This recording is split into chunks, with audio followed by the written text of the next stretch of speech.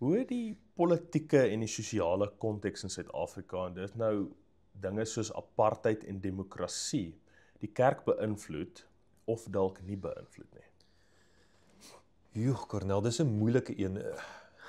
Dis altyd moeilik om die geskiedenis te beoordeel. Dis altyd moeilik om jou voorvaders reg te doen.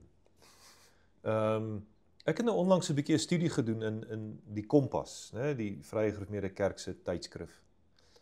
En nou die Kompas begin in einde 80, vroeë 90er jare.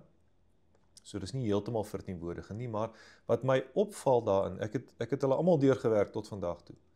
Daar is bitter weinig bespreking van apartheid as 'n stelsel. En waar dit wel bespreek word, is daar bitter weinig, indien enige, kritiek daarop. En dit was my opmerklik. Ek het die synodehandelinge nagegaan van die tyd voor dit. Daar is bitter min dat daar kritiek op apartheid gelewer word. Nou weet ek, daar was in die 70, 80er jare was daar 'n politieke vereniging waar die politiek baie heftig bestudeer en bespreek is.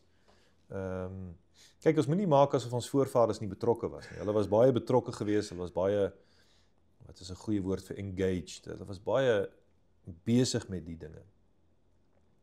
Maar ek vind weinig kritiek. So ek sal graag by die ouer luisteraars of kykers wou hoor, Ja. Hoe was dit daar? En my indruk is dat daar stilweg kritiek was. Ons het nie die stelsel ondersteun nie, maar ons het ook nie aktief kritiek gegee nie.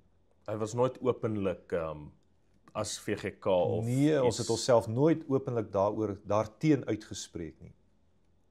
En ek sê dit versigtig, maar ek kry die indruk ons het maar stilweg ons wins gedoen, voordeel getrek uit die stelsel.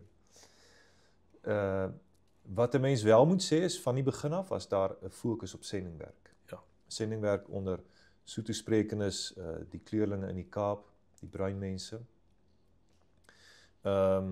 Dus dit was van die begin af daar.